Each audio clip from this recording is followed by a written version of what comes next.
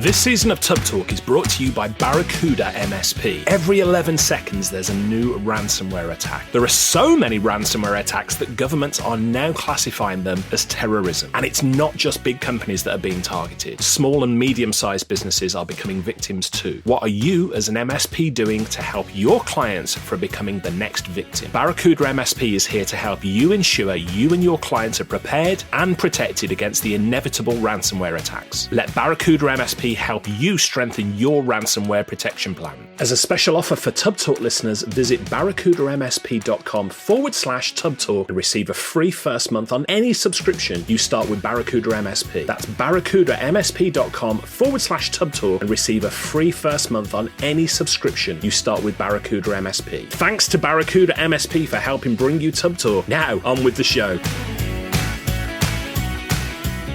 Well, hello there, and welcome to another episode of Tub Talk, the podcast for IT consultants. Now, in this season of the podcast, we are interviewing the amazing women in tech, the ladies who are blazing a trail in the MSP industry. And my guest today is somebody that I've wanted on the show for the longest time. We've made it happen today. And I'm speaking to Nancy Sabino, who is the VP of Sales and Marketing for Synetek Solutions. Now, Synetek Solutions is an integrated outsourced IT department located in Texas. They bring enterprise-level IT managed services, consulting, and staff augmentation to businesses in the Addison, Texas area. Now, as well as being VP of Sales and Marketing, Nancy is a past president of the board of directors for Nerdy Girl Success Inc., and she's been featured on the MSP 501 list and Women of the Channel. She's also been named a thought leader by Women of the Channel, and she's the host of the Business Plus Tech Equals Success podcast as well. In short, Nancy is somebody who is making great waves in the managed service space. I am thrilled that she's able to join us today. Nancy, welcome to Tub Talk. Hi, thank you so much for having me. I'm so excited to be here, and seriously, it did take a little bit, but I am so happy that we're finally here. I'm chuffed to pieces, as we'd say in the UK, to see you here, and we'll explore a little bit why it's taken us some time to get to this interview as we go forward. But I'm, for listeners' benefit, is it going to be worth your while for the wait? So, for anybody who's not familiar with Nancy Sabino, tell me a bit about your journey to becoming VP of Sales and Marketing for Synetek Solutions. Yeah, so that actually has, this may answer the question of why it's taken so long to get here. So I started off earlier this year as the CEO of SabinoCompTech, which is the company that my husband and I founded in 2016.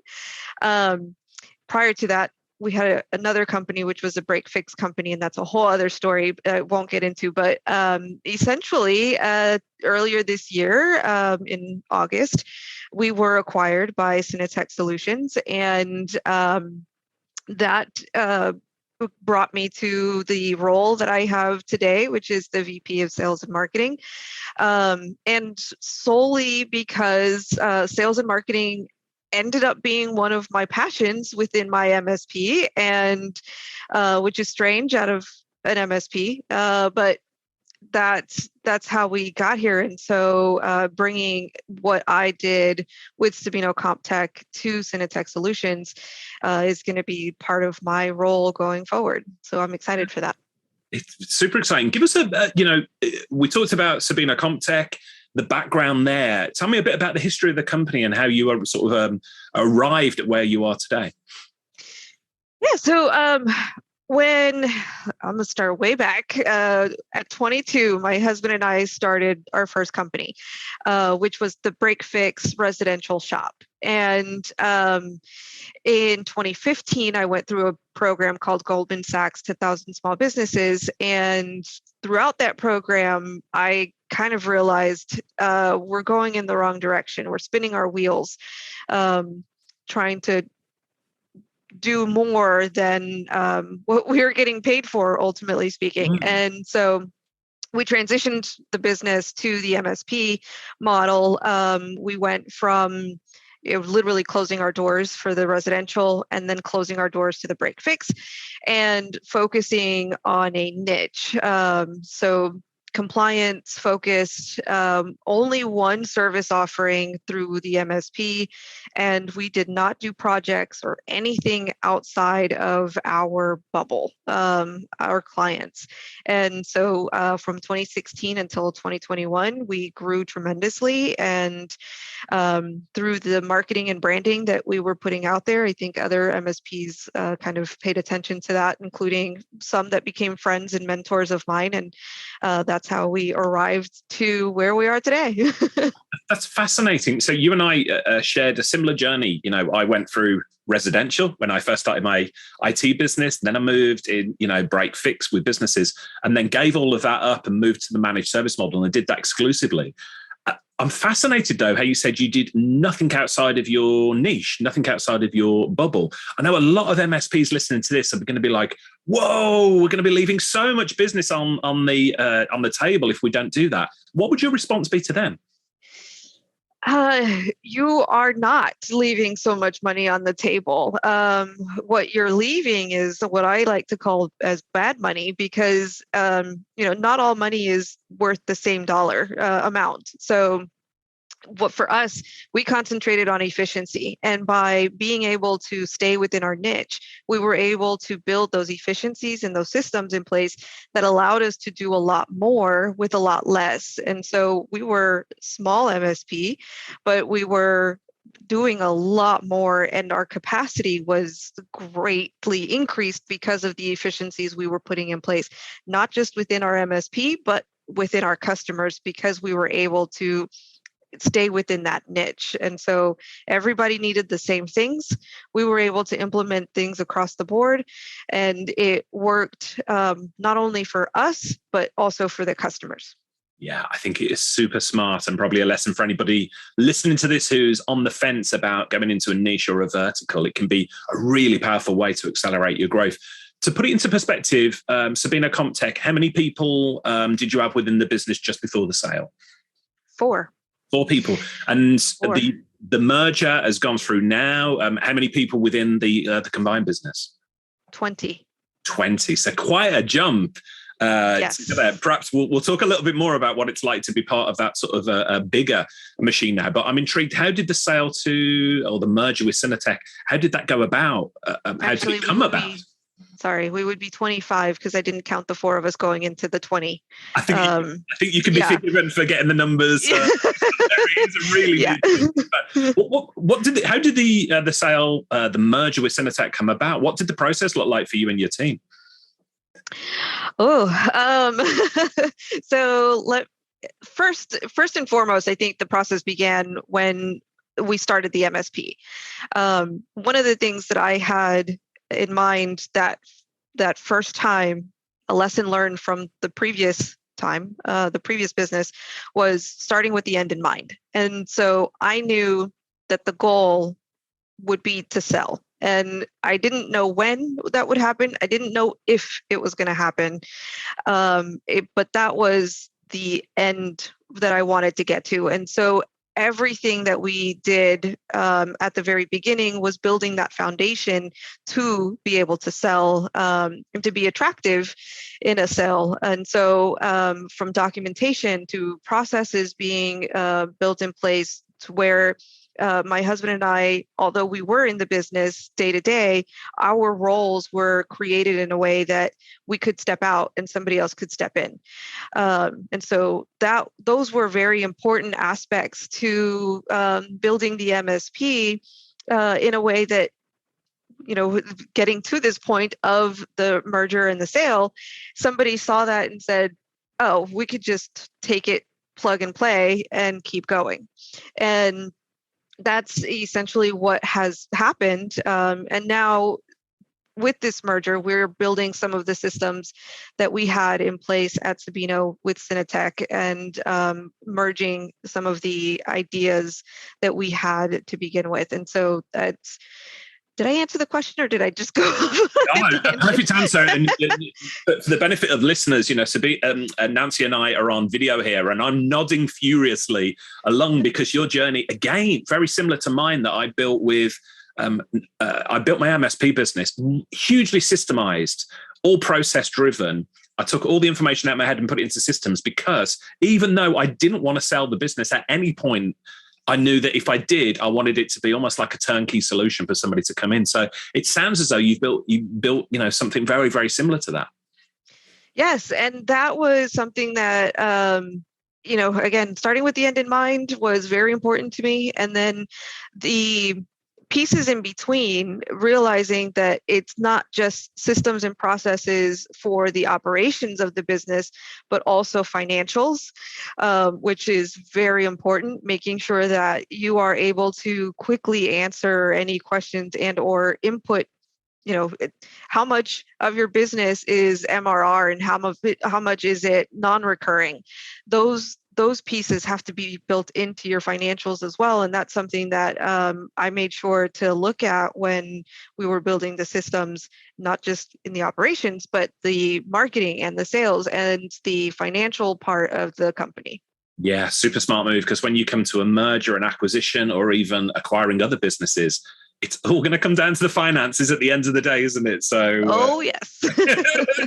Now, there's going to be some people listening to this, Nancy, and they say, oh, well, yeah, that's all well and good, but in my part of the world, that doesn't apply, or that's different. So I know SabinoCompTech, based out of Houston, Texas. You're now sort of in the Addison, Texas region as well. I know Houston, Texas really, really well. I've got an affinity with the area. My best friend, who's a fellow Englishman, moved to Pearland many, many years ago there, and I've spent an awful lot of time in Houston. But for anybody not familiar with your area, how would you describe the attitude of business owners out there? And have they got an appetite for managed services? I've seen it change over the years. For sure, I think now we're encountering a lot more people that know what managed services is, whereas previously it was like, what is that? And so that has started to change. But I think like any technological, moments in time, there's the early adopters, there's the middle adopters, and then there's the late adopters. And so that's what I'm seeing within the business owners now. The late adopters, because of COVID, are now saying, wait a minute, what is this managed services stuff? And how come my friend's company is, in the cloud already and I'm struggling here? So I think it's definitely changing at a much faster pace, but definitely business owners are across the board. And there's still quite a bit of businesses, depending on the stage that they're in within their business, are more on the break fix side still, whereas businesses that are a lot more mature are more so the ones that know what managed services are.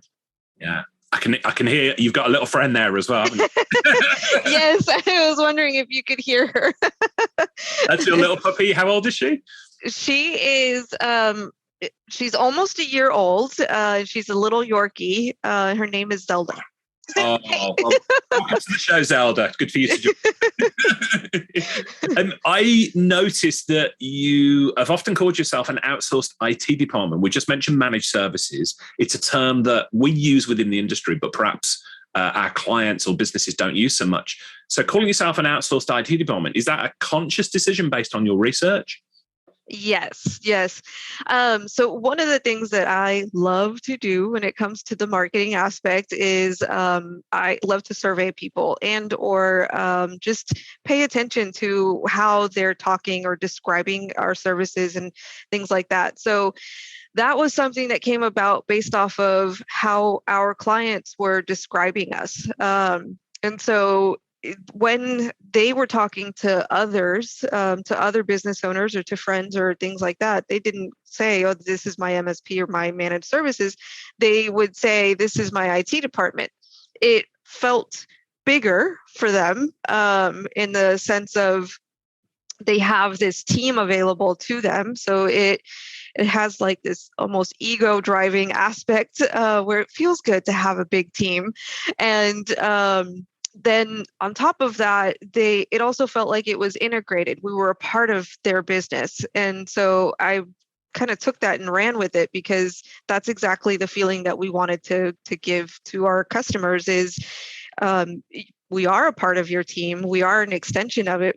And we tell them this all the time. We're not in your office, but it's like if we are. So yeah, definitely your IT department, except that we're outsourced. I love it. Yeah. And interesting for anybody listening to this who is perhaps positioning themselves as an MSP with their clients.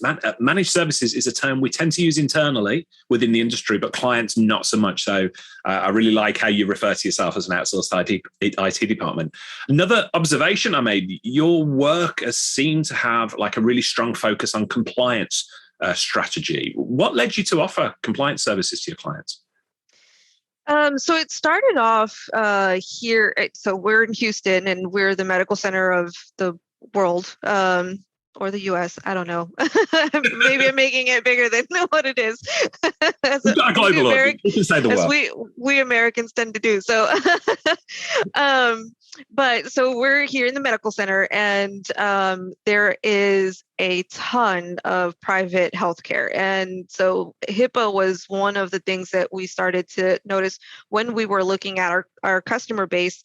HIPAA was something that stuck out. And so that's what we built our company off of. The platform, the one service offering that I'm talking about, which is, I call it a platform, we built it with compliance in mind for those customers. And then slowly we realized there's other compliances that other companies have to abide by.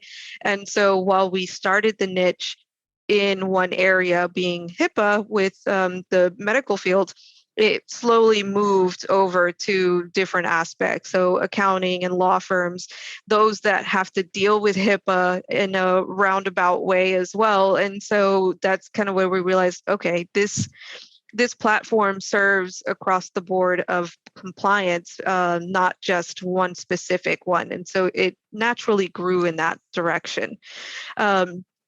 Yeah, so when it came to the compliance aspect, we realized in our area there wasn't many people that were handling the compliance aspect when it came to the technology part. And so making sure that they were able to not just check off boxes when it came to something like a security risk assessment, but actually have the data behind it, that's part of what we wanted to provide. And so that's how we came about it.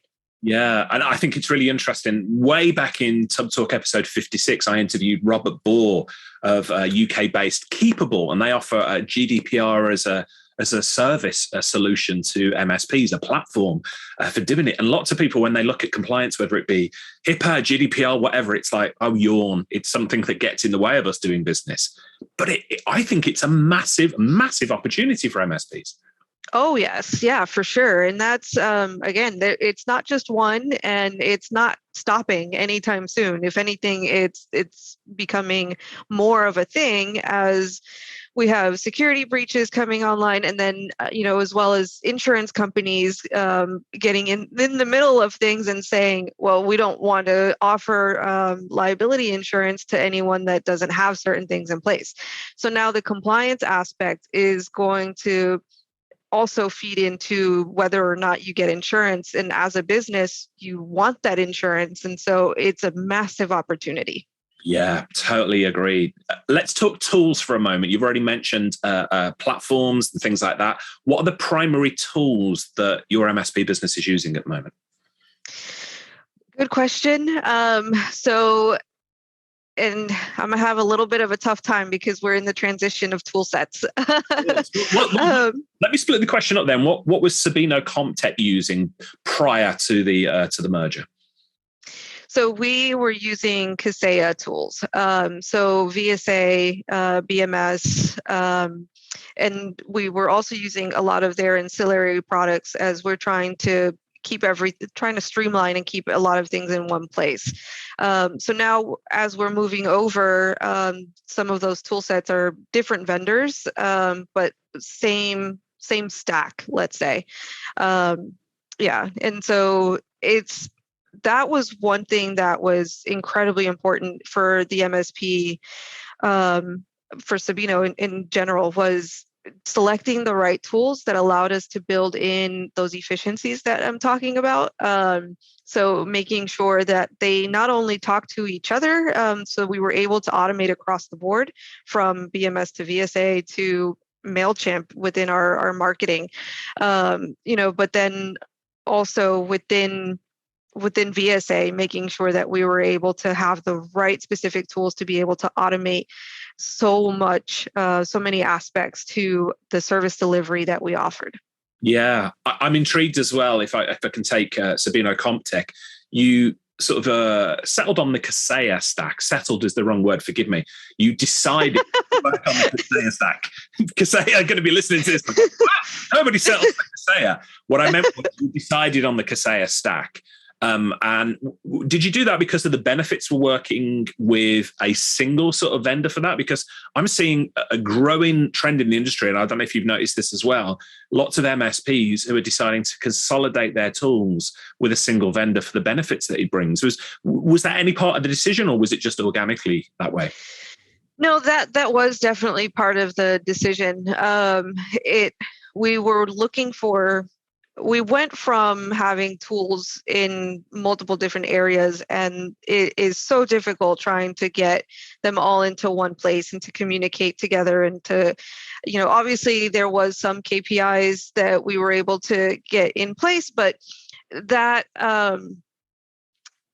it's not the same as being able to have it in one single place. And I don't want to say in a single pane of glass, because I feel like that is so overused, but essentially, yes, that's what we were looking for.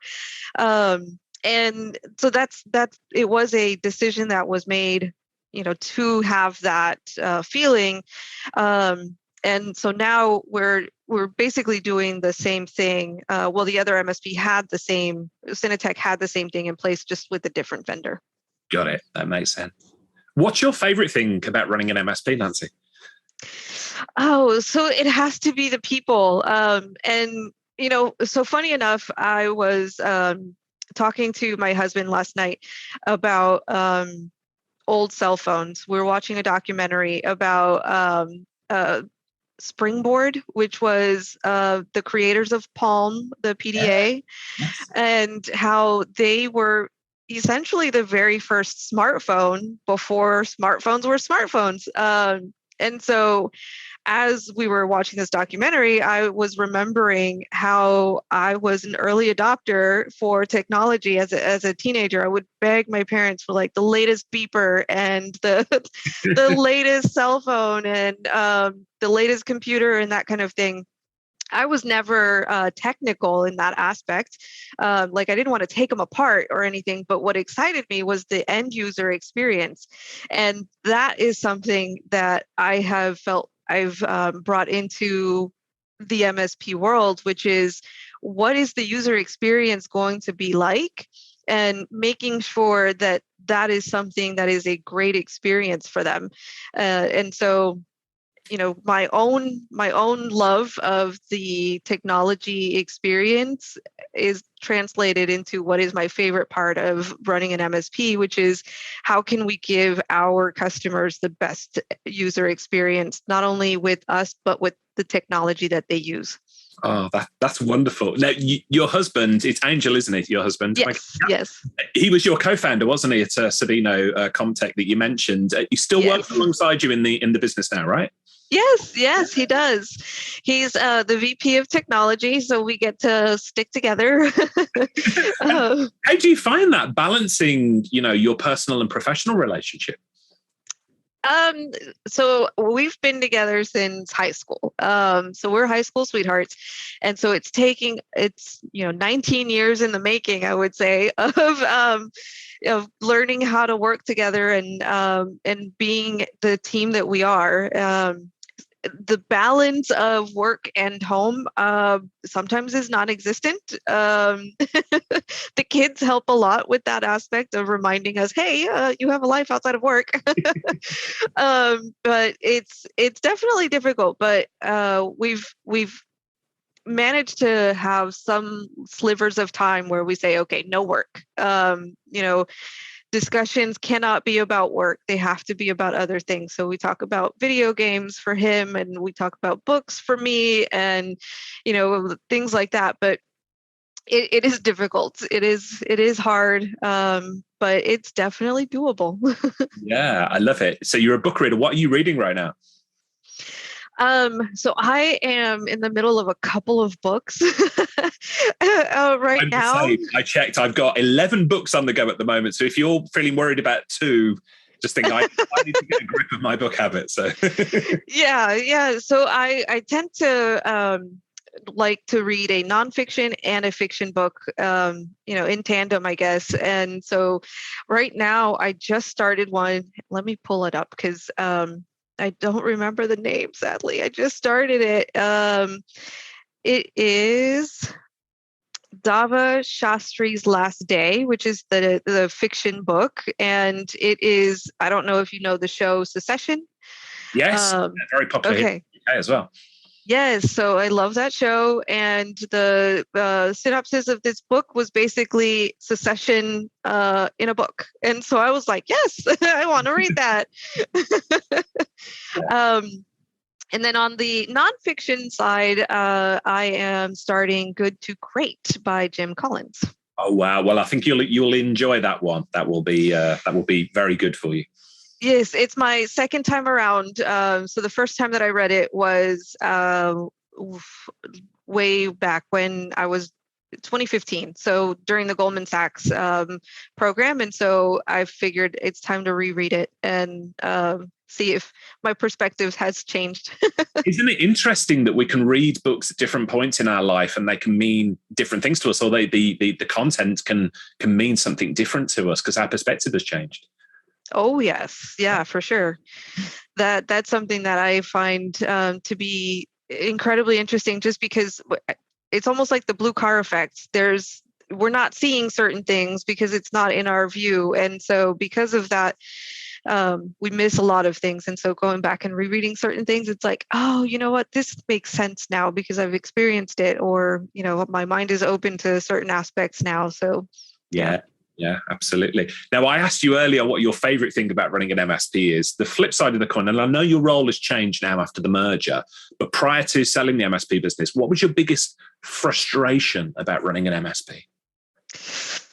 Oof. The people. No, it's the same. You love the people, and they're also the biggest frustration. I can totally empathize with that. Yeah. One thing that I found to be incredibly frustrating was the level of care given to technology. For me, understanding that it is the backbone of a business, it is how we run our businesses. If we don't have this technology, we can't work and we can't grow. And so the frustrating part for me was always the lack of emphasis on the technology, budgeting for it and making sure that we as business owners are paying attention to when certain technologies needed to be upgraded and things like that. That was always very frustrating, and something that I tried to educate our customers on consistently. And actually, you did mention I am the host of the podcast Business Plus Tech Equals Success. And that's why I started that podcast, was because not talking about the IT closet is a detriment to business. And so I wanted to bring that out and talk about that because it was one of my biggest frustrations as an MSP owner.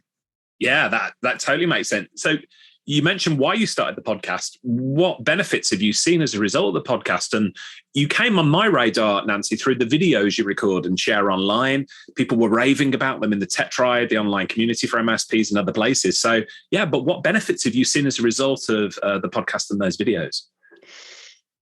The education of it. So customers are more educated. And so by the time that we have conversations, it's we're almost skipping a lot of the work that we've had to build up prior to, because it almost feels like they know and they've applied it to their business.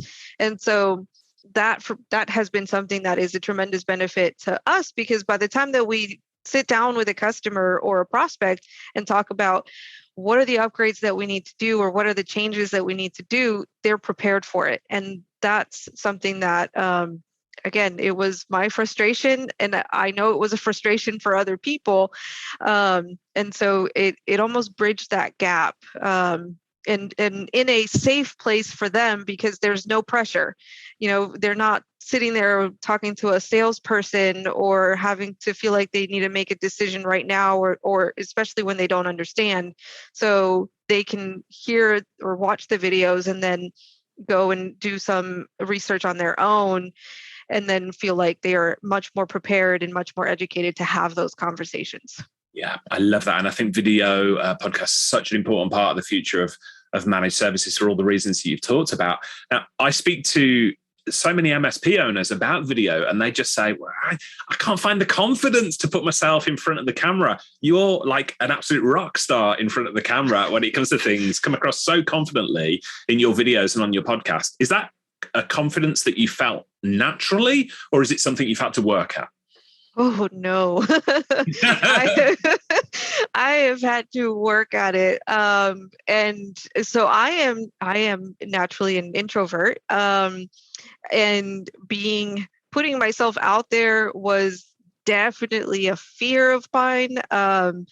So I had to work on it slowly but surely. And, I started off with 30-second videos, literally just quick. And then, I would turn beet red, and then I could breathe afterwards. And so little by little, I gave myself a little bit more exposure. I worked with a coach in order to accomplish that as well. So I did not do it on my own. And yeah, so it definitely took months and months and months of work, consistently and slowly doing, little chunks, and increasing time as we went on. But that's, and starting off with no video, that also helped. Just, voice podcast, and then after that, starting the video aspect. Yeah, I think, practice makes perfect is one of the things they say, but it's just doing it, isn't it? Getting it out there. A good friend, or our mutual friend should say, Nigel Moore at the Tech Tribe, he said he was terrified of being on camera, but he started using Bonjoro and doing small videos for new Tech Tribes to say, hi, welcome to the tribe, just as almost as an excuse to get in front of the camera every single day and do it. And then it just becomes, a natural thing, doesn't it? But it does. Again, kudos for, your presence on the camera. You come across incredibly well. So I think you will probably surprise some people who have seen your videos and going, oh, wow, you're about to work at that, because we do assume people are born naturals, and that's rarely the case in the interviews that I've done with people. So yeah, I'm going to quote you now. Now, I've heard you say, before sales is marketing, before marketing is branding. And I think it's really rare to hear an MSP actively talking about branding. So tell me your thoughts on branding for MSPs, because it's something you do incredibly well. Well, thank you. It is a core belief that I have, because branding, we tend to think of it as a logo. We tend to think of it as company colors, which has a lot to do with it. But when it comes to the branding, I feel like that is the soul of the business. And so it is something that if you don't get it right, it's not going to come across correctly, which means that that's not branding. You haven't branded correctly. And so the way that I look at it is, your branding is a unspoken language between every aspect of your business and how it comes across to your customers. So it is the way that your service delivery is put together. It is the way that the communication between you and your team is, and then the communication between you and the customer. So it literally is, to me, the soul of the business. And then you add the pretty things on top of that, which are the colors, the logo, the verbiage that is used, the message that is given. All of those aspects come from the soul of the business. And that, to me, is branding. So I love that answer. And I know my good friend, and we talk about amazing women in technology, Claire Jenks, who I'm fortunate enough to have worked with me on Team Tub. Her background is in design and branding. She was the lady who was responsible for the branding for Tub Talk and, all the other properties. That's going to be music to her ears. I'm going to have to connect you two because you've got a kindred spirit there. But it is really rare to hear MSPs talk about branding. And I think it is super, super important. Yeah, I can tell you we've got something coming up for Synetek at the beginning of the year, and that is something that, branding for my own business was something that came pretty easy to me because the culture and the soul of the business came from what I wanted, right? Or what I saw, so my point of view. And now going into Synetek and working on the branding of Synetek, that has taught me some lessons, but essentially it's applying those same principles to another business and realizing that you have to know the soul of that business and the culture around it. So I did a lot of surveying when it came to the meaning of Synetek, the meaning of the company itself and what we stand for, not just internally, but then externally as well. So those are all things that went into the research behind the branding that will be coming out soon. So I'm excited for that. I will look forward to it. And this, this podcast is due to go out at the start of 2022. So maybe it'll go out around the time your new branding goes as well. So we'll keep an eye out for that. And for anybody listening who wants to follow that, we'll make sure before the end of our conversation today that I ask Nancy for all her contact details so you can follow online. We'll include those in the show notes. But talking of branding, I've already mentioned them once, but the Tech Tribe, which I think Nigel Moore has done an incredible job of branding up. You're a fellow member of the Tech Tribe online community. What does being part of communities like the Tech Tribe bring to you and your business? Oh my gosh, so much. So that's something that earlier on in my career, I was very, again, as being an introvert, I was very much to myself, trying to figure things out on my own, or between my husband and I. And a lot of the times we would go in circles, and we would then, go to the internet and try and find something, anything that would break up that circular motion. And so having a community that you can go to from the very beginning, it saves you so much time, first of all, and so much headache and so much frustration. So that's something that for me has been incredibly insightful, is just talking to other peers and seeing what do y'all do when it comes to situations like this, and or just reading what other people are doing, and being able to help. It's again part of a community that just is out there to help. And it's a global community, so that's one thing that I think is different than maybe local communities. But even the local communities, it is not about competition. That's one thing that I absolutely love about it. Nobody goes in there like I'm trying to get something out of my competitors or anything like that. It's genuine help, because there's plenty of business out there for all of us.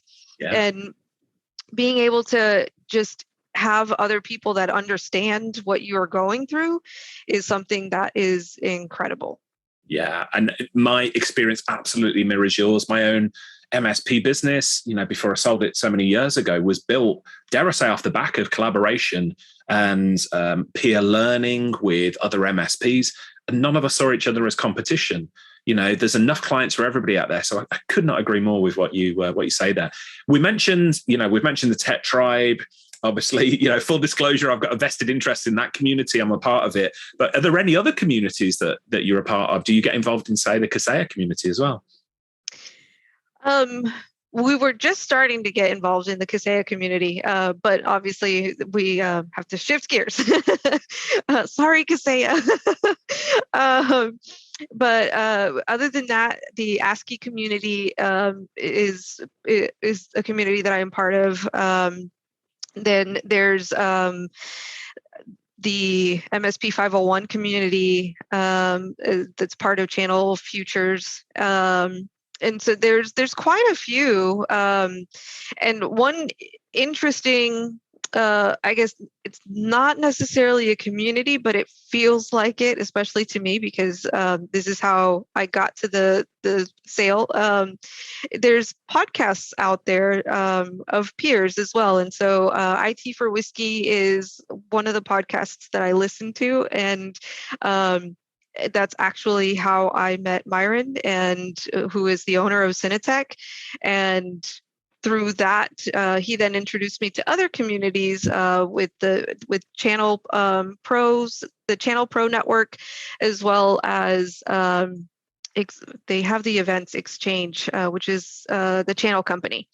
So there's so many communities out there, and each one of them are completely different. They have a different culture, and they all bring something different to what as an MSP you can learn. Yeah, and we'll include all of those communities and more, the podcast that you mentioned as well, in the show notes here, because I want to encourage everybody listening to this. There is a wealth of information out there. There's a wealth of people like Nancy who want to help and want to work together with you to raise the bar in the entire industry. So go and check out those things. Now, I want to ask a question. We're, during this season, we're talking to amazing women in technology like yourself, Nancy. How have you found being a female CEO of an MSP and now VP of Sales and Marketing in what we've got to be honest is a largely male-dominated sort of MSP industry? How have you found that experience? That's a good question. So at the very beginning, I would have to say I was very intimidated, and a little bit of, I say a little bit, but it's more like a lot of the imposter syndrome would play a large part into how I felt, just feeling like an outsider. But again, with the communities that I am a part of, I started to learn and realize that there's a lot more partners out there. There's a lot more support, and having mentors within the industry as well was something that it would help me tremendously. And now I feel like it's a matter of there are few women out there, but between us and our allies, it's something that we're going to change. And I think that's something that is encouraging for me, and the reason why I want to put myself out there is not just, for my own self, but and to help other MSPs, but to give exposure to other women and to young girls, that, hey, you can fit in this industry. There is a place for you, and there's allies here that want to help support you and to, make sure that your experience is a good one and that you're able to use your voice and make a difference within the industry as well. Yeah. Well, talking of encouraging girls into our industry, you're a past president of Nerdy Girl Success Inc. And as I understand it, it's a charity that's like changing the landscape of leadership. You're supporting and preparing young women to become business decision makers, in this industry. What would you say, Nancy, that the MSP industry specifically needs to do to encourage more amazing young women into our space? Well, first, supporting organizations like this. Organizations like this they're looking at what point in time are young girls typically veering off the path of more STEM careers. And so, that's something that we can help support organizations like that, because they're they're taking that data and making sure that they are in those critical moments for girls, putting in the right support systems as well as the right exposure to them.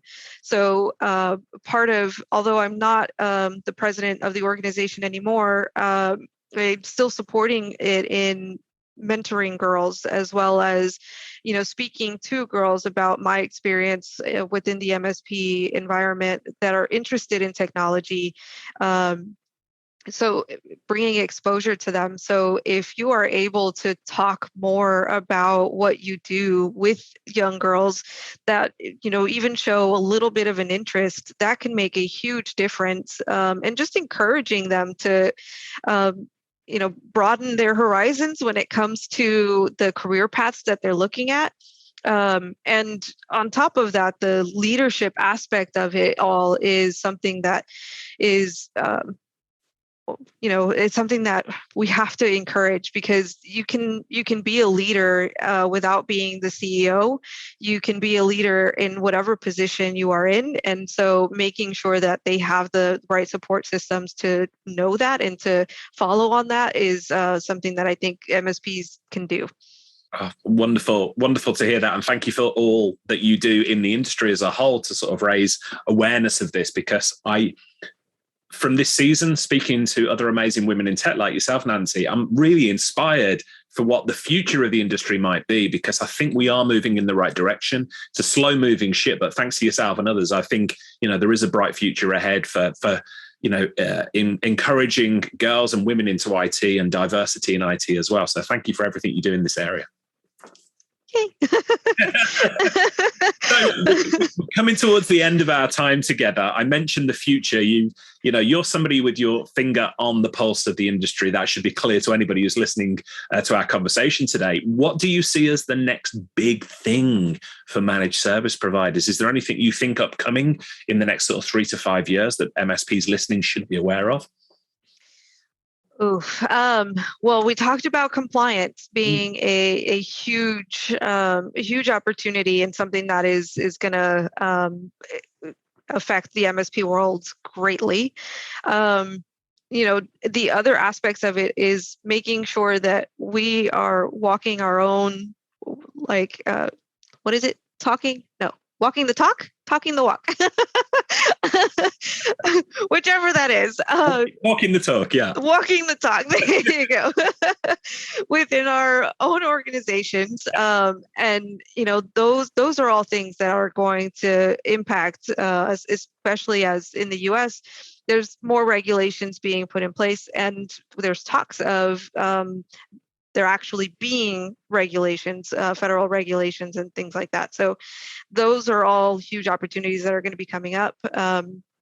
One other aspect is, I think, on the vendor side of things, there's a consolidation of vendors, of products within vendors. And so making sure that as MSPs, we are holding vendors accountable is something that is going to be huge, I think, coming up. And I mean accountable in the sense of transparency. As the buyers, we have the buying power, and we have to remember that. One of my good friends, and I don't know if you know him, Colin Knox.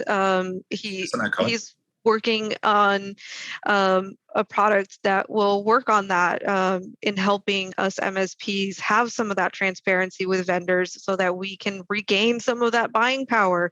And so that's something that I feel like is going to take off. And beyond that, I think obviously the landscape of MSPs is going to change with the acquisitions and the mergers that are happening so much lately. And so I think, as an MSP, evaluating when is the right time to sell, and when is the right time to merge, or when is the right time to grow and buy yourself, are all things that are going to be hot topics over the next few years. Yeah, absolutely. Nancy, I've so enjoyed our conversation today, and I virtually guarantee this is going to be an episode that people have to listen to 2 or 3 times, not because you haven't made things clear, but there are so much information that you've delivered here, so much value. And I think I would encourage people to go back and listen to this again and again, because there's lots of good stuff to pick up. If anybody listening to this wants to contact you to continue the conversation, wants to find you online, to watch your videos, listen to your podcast, how can they connect with you? Yeah, so LinkedIn is a great way to find me, Nancy Sabino. And also online, you can find our YouTube pages, which might change here shortly, but right now they're under SabinoCompTech. There'll be some changes within that, but yeah, you can just find me. I'm not hiding anywhere. Not a difficult lady to find online, and we appreciate you for it. But we'll include all of Nancy's details in the show notes as well, so you can go and seek out her videos, podcasts, anything that we've talked about today. We will put into the show notes as well. Nancy, it's been a long time coming for you and I to have this conversation. Totally worth it. Thank you so much for being an awesome guest today. I really appreciate it. Thank you so much for having me. This was so much fun. I look forward to speaking to you again in the future. Thanks, everyone, for joining us today. I will look forward to seeing you on the next episode of Tub Talk. Hey folks, Richard here. Thanks for listening today. I know you've got a ton of options for who you listen to nowadays, so I really appreciate your support. Do you have any feedback on this episode? Ideas for future guests? Tweet me at Tubblog using the hashtag TubTalk. I respond to every tweet and really appreciate your feedback.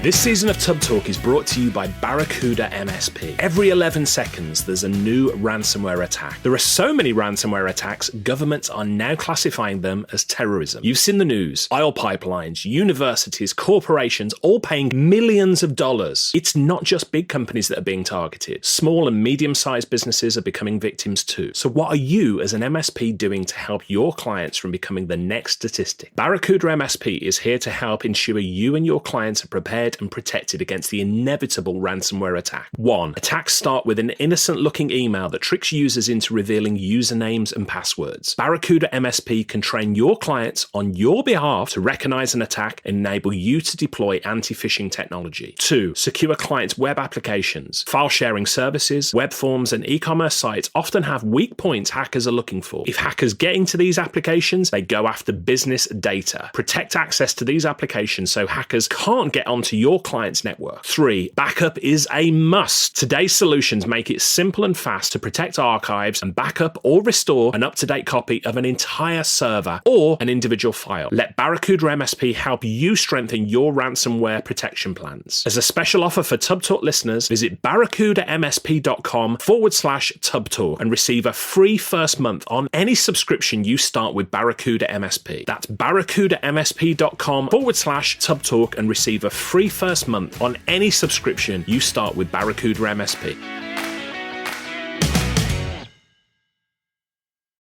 Hey team, this is Richard again. Just one more thing before you take off, and that is MSP Insights. Now, every Tuesday, I share my thoughts on the business of IT with you, the managed service community. Thousands of managed service providers already subscribe to MSP Insights. It's easy to sign up, easy to cancel. MSP Insights is basically a short email from me every Tuesday without fail with advice on growing your IT business, plus cool resources I've found, discovered, or started exploring that week. It's kind of like my diary of cool things and often includes articles or books I've read, tools I've discovered, and events I think you'd be interested in, often sent to me by my friends and Tub Talk podcast guests. So if that sounds fun, a short tiny bite of MSP goodness every Tuesday, and you'd like to try it out, just go to go.tub.co/Tuesday. That's go.tub.co/Tuesday. Drop in your email and you'll get the very next one. Thanks for listening.